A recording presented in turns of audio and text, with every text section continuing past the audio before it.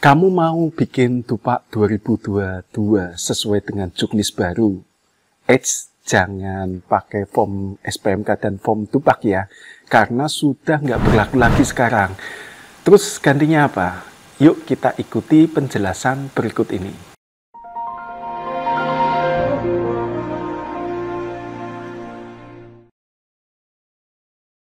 Kelas Dupak Prakom, cari angka kredit, semakin mudah.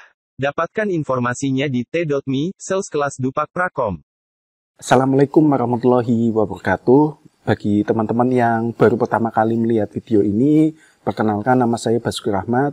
Di channel ini kalian akan mendapatkan informasi menarik seputar Tupak Pranata Komputer, uji kompetensi Pranata Komputer, SKB CPNS Pranata Komputer, Selkom P3K Pranata Komputer, dan semua hal yang berkaitan dengan Pranata Komputer.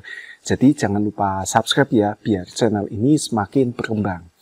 Oke, kita kembali ke topik. Membuat Tupak sesuai dengan format juknis baru, yaitu Perka BPS nomor 2 tahun 2021, memang cukup sulit ya. Selain belum banyak contohnya, BPS pun selaku instansi pembina hanya memberikan sebuah template secara umum. Tidak ada template khusus per butir kegiatan yang dapat mempermudah Pranata Komputer ketika membuat Tupak. Alhasil, banyak prakom yang kebingungan ketika akan membuat bukti fisik dan menyusunnya menjadi sebuah Tupak. Perlu teman-teman ketahui bahwa sesuai dengan Perka BPS nomor 2 tahun 2021 untuk form SPMK dan form Tupak ini sudah tidak digunakan lagi. Penggunaannya sekarang digantikan dengan laporan kegiatan Pranata Komputer. Nah, apa itu laporan kegiatan Pranata Komputer? Bagaimana cara mengisinya? Bagaimana nanti urutan penyusunan Tupaknya? Dan bagaimana cara mengirim Tupaknya? Di video ini kita akan bahas tuntas.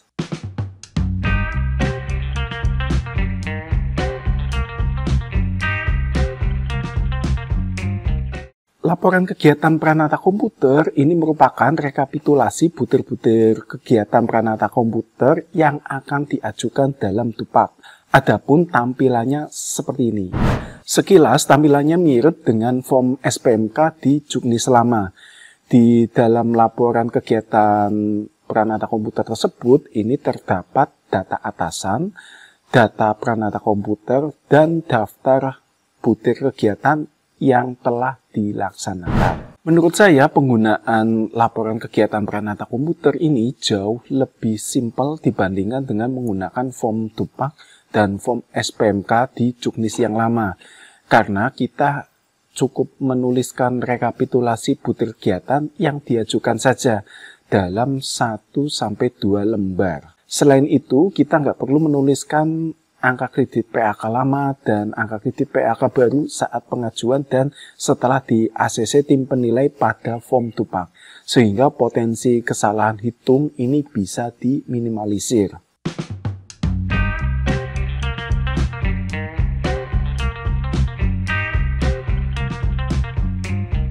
Berikut cara menulis laporan kegiatan Pranata Komputer. Yang pertama, silakan teman-teman download file laporan kegiatan Pranata Komputer pada link berikut. Nah, setelah teman-teman mendownload, silakan dibuka file Excel-nya, nanti akan muncul tampilan seperti ini. Nah, tampilannya seperti ini, laporan kegiatan Pranata Komputer. Pada tulisan yang bertanda tangan di bawah ini, silakan teman-teman isi dengan data atasan. Nah, data atasan yang dimaksud adalah atasan langsung minimal pejabat eselon 3. Di sini ada nama, NIP, pangkat, golongan ruang, jabatan, dan unit kerja. Oke, seperti ini ya. Kemudian ini jangan lupa untuk unit kerja ini bukan diisi perangkat daerah ya, atau dinasnya, tetapi sampai ke bidangnya. Jadi kalau misalkan kayak saya ini di bidang pengembangan sumber daya manusia, ya berarti teman-teman nanti ditulis pada unit kerja bidang pengembangan sumber daya manusia, Badan Kepegawaian dan Pengembangan Sumber Daya Manusia Kabupaten Purworejo. Seperti itu, jadi lengkap. Bagi teman-teman yang ditempatkan di kecamatan, ini sampai ke seksinya. Kalau misalkan seksi pemerintahan, ya masuk ke seksi pemerintahan.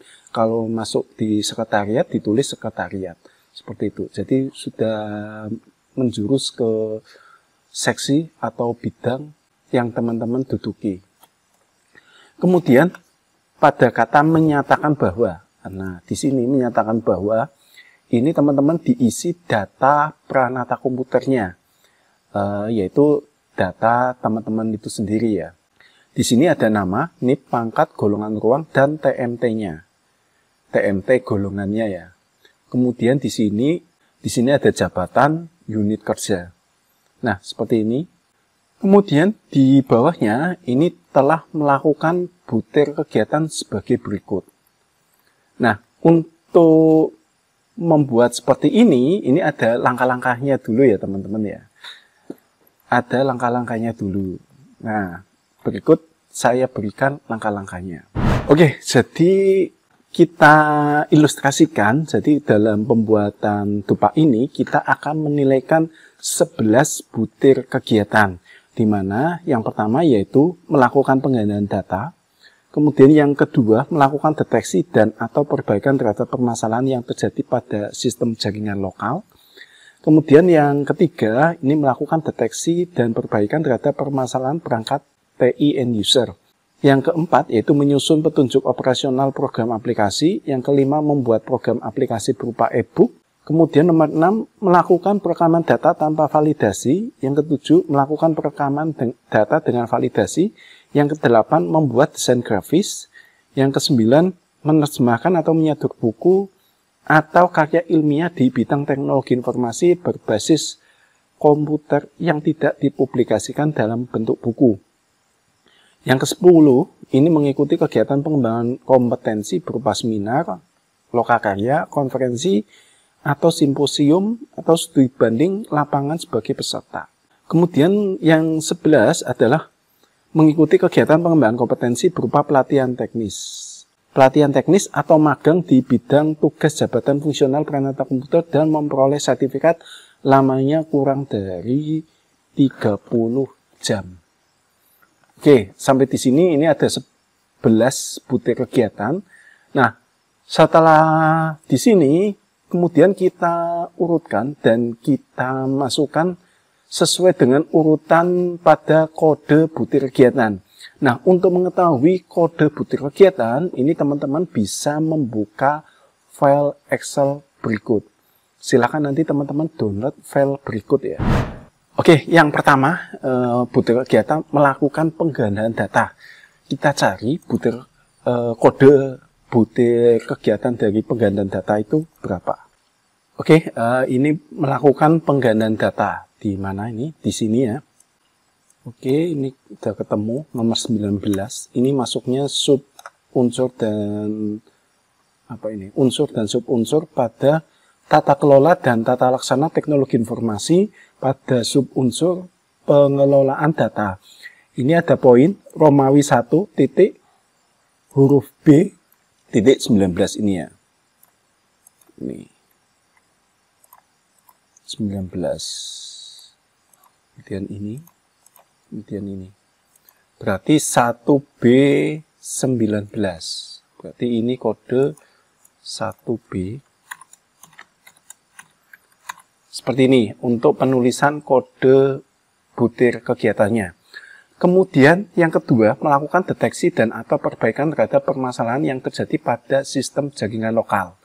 Nah, ini teman-teman tulis saja sistem jaringan. Oke, di sini ada nomor 9. Kegiatan nomor 9 dari subunsur sistem jaringan komputer dan unsur infrastruktur teknologi informasi. Ini 2A9. Berarti kita tulis 2A9. Kemudian melakukan deteksi dan atau perbaikan terhadap permasalahan perangkat TI end user. Coba end user aja ya. Kita cari. Oke, di sini nomor 9. Kemudian sub unsurnya adalah manajemen infrastruktur TI ya. Kemudian unsurnya infrastruktur teknologi informasi 2B9. Kita tulis 2B9.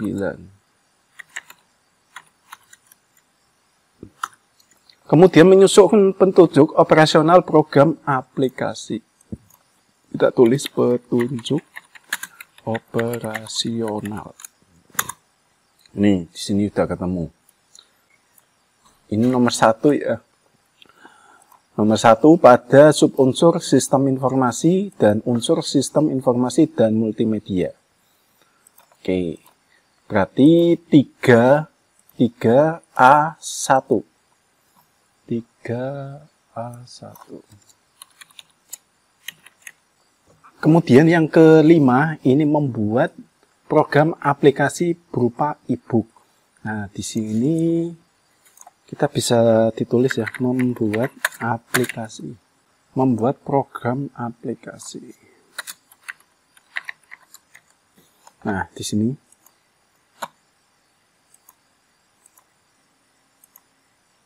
A4.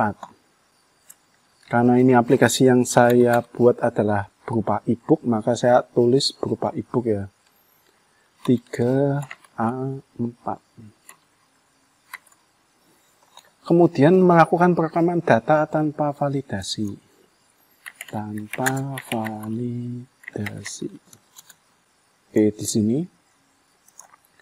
Ini pengolahan data. Kemudian unsurnya sistem informasi dan multimedia. 3B2. 3B2. Kemudian melakukan perekaman data dengan validasi. Oke, di sini. 3B4.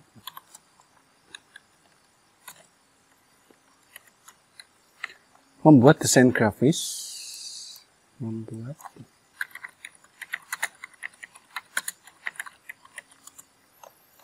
ini TI area khusus ya. Ini C. 3C6.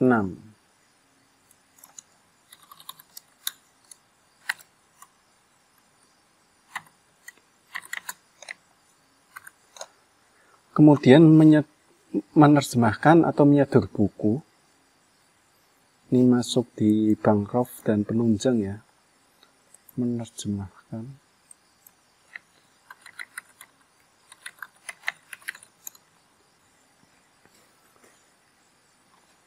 Ini yang tidak dipublikasikan ya. Ini unsur pengembangan profesi, subunsurnya penerjemahan atau penyeduran buku, kemudian uraian kegiatannya yang tidak dipublikasikan dalam bentuk buku. Ini berarti 1C2. Kita tulis 4 ya. C2 4C2 seperti ini. Kemudian melakukan kegiatan pengembangan profesi berupa seminar. Nah, ini berupa seminar.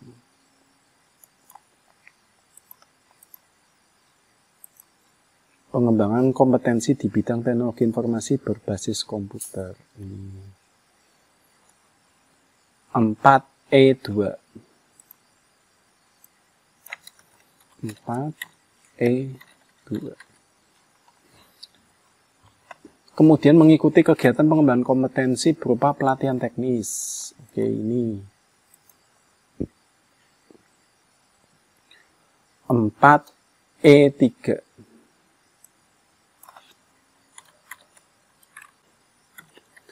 Nah, sampai di sini teman-teman sudah tahu kode-kode butir kegiatannya.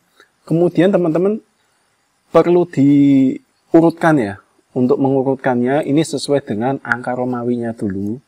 1, 2, 3, 4, Ini seperti ini ya.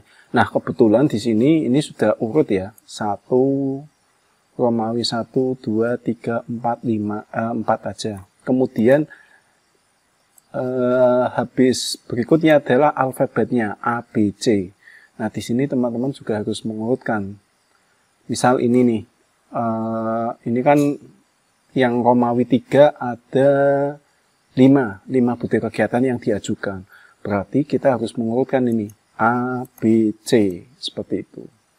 Demikian juga ketika di sama-sama 3A, ini ada butir kegiatan 1 dan 4. Ini juga harus diurutkan ya. Seperti itu.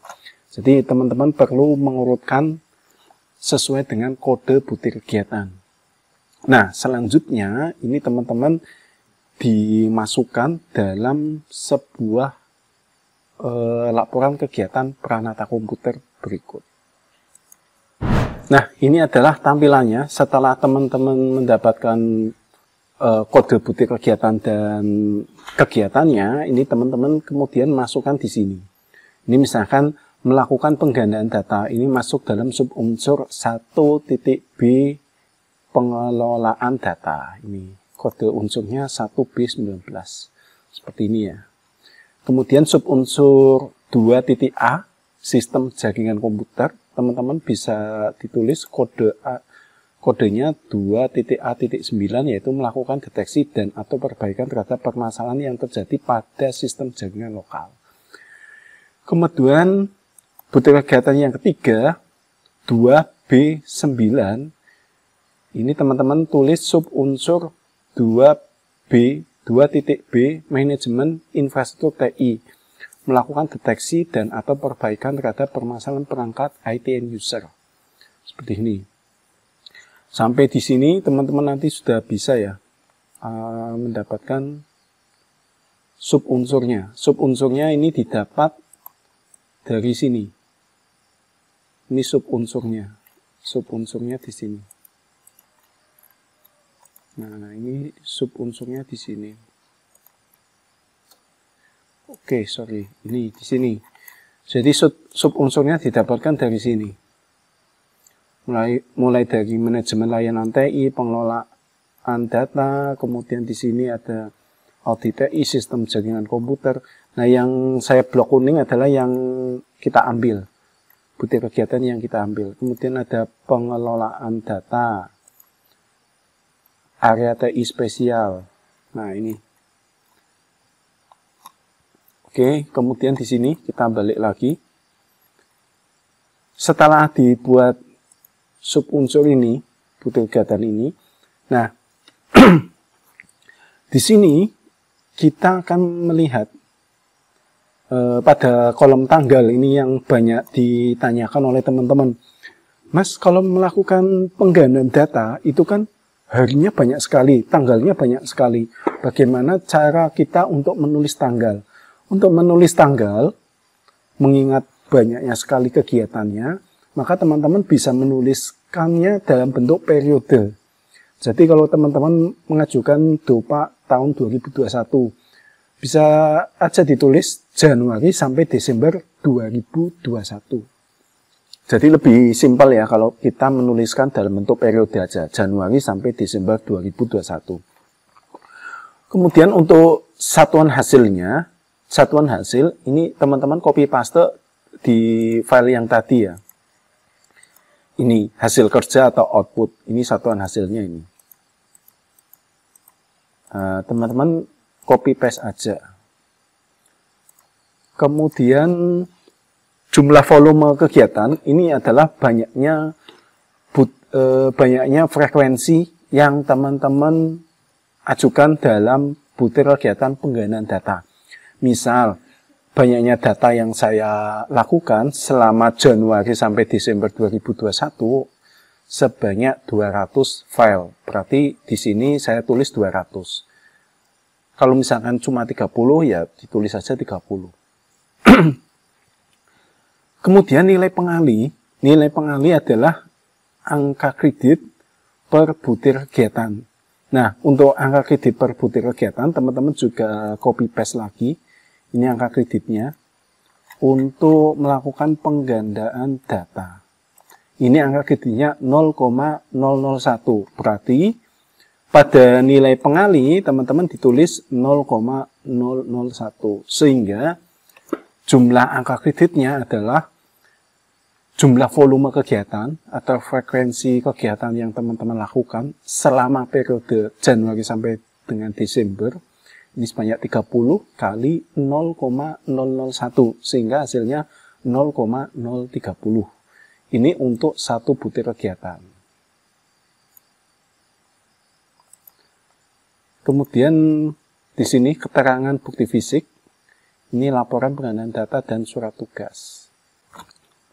Berikutnya yaitu melakukan deteksi dan atau perbaikan terhadap permasalahan yang terjadi pada sistem jaringan lokal. Ini kita tulis juga tanggalnya berupa periode Januari sampai Desember 2021. Kemudian satuan hasilnya adalah dokumen. Kemudian jumlah frekuensinya misalkan ini 30. Nilai pengalinya ini untuk deteksi dan atau perbaikan. Ini kan kalau kita melakukan dua-duanya berarti dikalikan 2.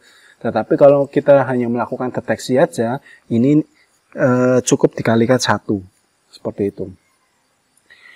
Ini untuk angka kredit setiap butir kegiatannya. Per satu kalinya ini adalah 0,011. Sehingga kalau kita dalam satu tahun melakukan sebanyak 30 kali, maka 30 kali 0,011 kali 2. Ini hasilnya 0,660. Seperti ini. Kemudian melakukan deteksi dan atau perbaikan terhadap permasalahan perangkat TI end user. Ini juga satuan hasilnya adalah dokumen. Ini jumlah volume kegiatannya misalkan 30 ya. Kemudian nilai angka kreditnya ini per kegiatan 0,049. Karena ini saya melakukan deteksi sekaligus perbaikan, maka dikalikan 2. Hasilnya yaitu 30 kali 0,049 kalikan 2. Hasilnya 2,940. Dan seterusnya sampai ke bawah ya. Silakan nanti teman-teman bisa dipraktekkan sendiri bagaimana cara untuk mengisi laporan kegiatan peranata komputer. Oke, kemudian setelah itu pada jumlah angka kredit yang diusulkan ini adalah total semuanya ini. Ini totalnya ini. Oke, totalnya ini sudah selesai. Kemudian di sini tanggal pada saat teman-teman membuat laporan kegiatan peranata komputer ini biasanya di awal tahun atau di pertengahan tahun. Kemudian di sini ada atasan langsung kita, minimal pejabat eselon 3. Di sini sudah tertulis. Nah, begini cara untuk membuat laporan kegiatan peranata komputernya.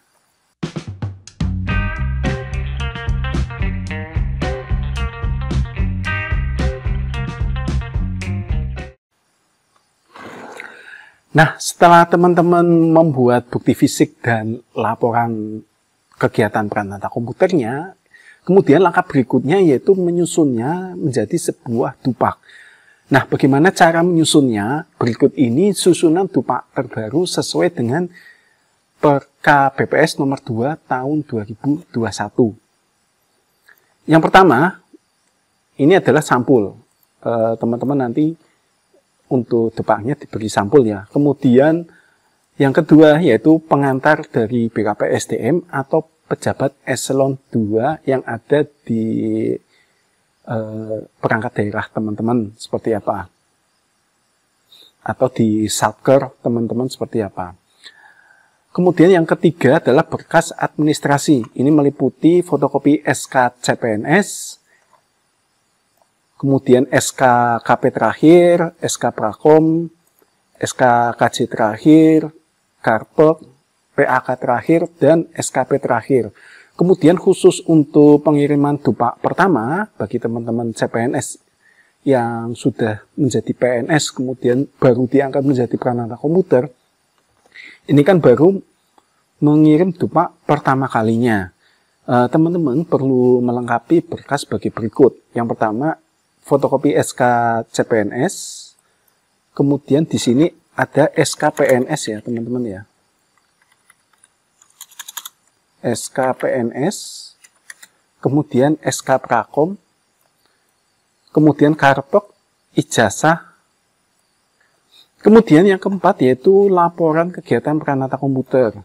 Yang kelima, bukti fisik dari tata kelola dan tata laksana teknologi informasi.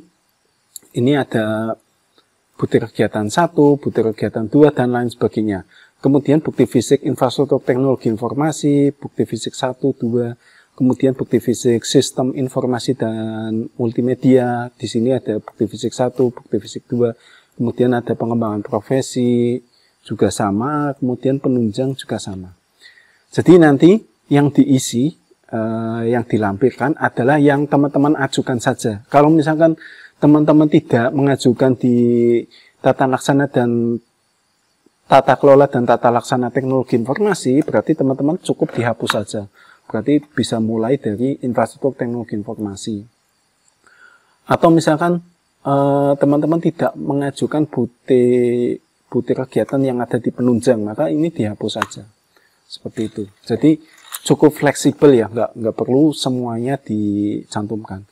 Nah, kemudian saran aja, ini untuk masing-masing susunan tupak sebaiknya diberikan sekat. Diberikan sekat biasanya pakai ini ya, kertas berwarna agar lebih menarik. Jadi di sini untuk setelah pengantar, ini biasanya kalau saya ya dikasih sekat, biasanya sekatnya itu warna hijau atau warna biru atau warna merah. Kemudian di sekat tersebut saya tulis di sini misalkan berkas administrasi, kemudian di sini laporan kegiatan peranata komputer, kemudian bukti fisik infrastruktur teknologi informasi, seperti itu. Jadi untuk memudahkan tim penilai ketika mau menilai untuk berpindah lokasi itu jauh lebih mudah. Kemudian yang perlu teman-teman ketahui ini bahwa di tupak yang sekarang ini teman-teman perlu membuat soft copy-nya juga. Soft copy yang dimaksud bukan file dokumen ya, bukan file dokumen atau file Excel-nya, tetapi file PDF-nya. Jadi bukti fisik yang teman-teman telah ditandatangani dan dicap oleh atasan langsung, teman-teman perlu men-scan-nya terlebih dahulu dan mengkompilnya dalam sebuah file PDF. Kemudian untuk lampiran-lampiran yang terlalu banyak, ini juga bisa di-scan dalam file tersebut. Nah, file tersebut ini ada dua alternatif ketika teman-teman mau mengirimkan, bisa melalui Google Drive, dan nanti alamat link Google Drive-nya teman-teman masukkan dalam setiap bukti fisik, alamat link Google Drive-nya. Atau teman-teman bisa juga mengkompilnya dan dimasukkan dalam sebuah flash disk. Namun saya lebih menyarankan pakai Google Drive ya, karena kalau Google Drive ini aman dari virus. Kalau misalkan flash disk ini kan rentan kena virus. Kalau misalkan kena virus, bisa juga filenya kehapus atau filenya tidak bisa dibuka. Ini untuk mengantisipasi ya.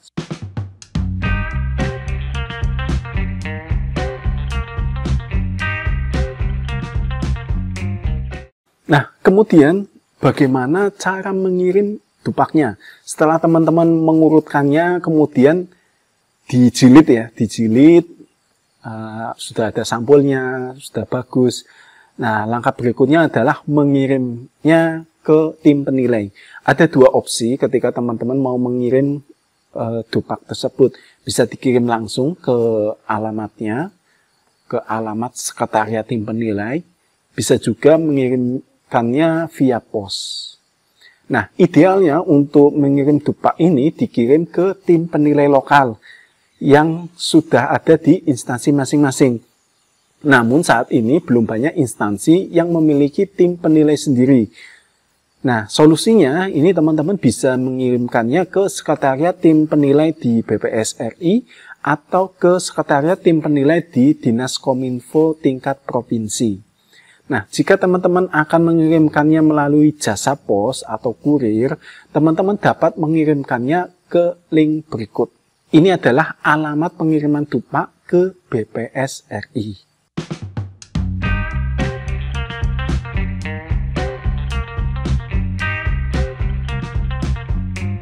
Nah, berikut ini link pengiriman dupak ke Dinas Kominfo tingkat provinsi.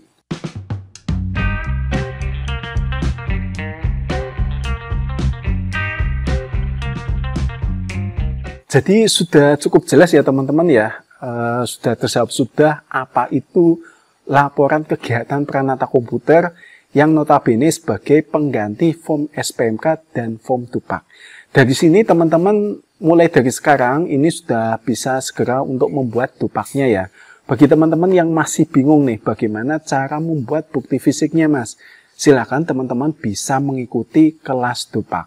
Di kelas ini nantinya ada kelas dupak terampil dan kelas dupak ahli, sehingga teman-teman nanti bisa lebih fokus, bisa lebih spesifik dalam membuat dupaknya. Oke, jangan lupa klik like jika kalian suka dengan video ini dan share video ini ke sosial media kalian. Bagi yang belum subscribe, subscribe sekarang ya. Oke, saya Basuki Rahmat. Salam Prakom Indonesia. Wassalamualaikum warahmatullahi wabarakatuh.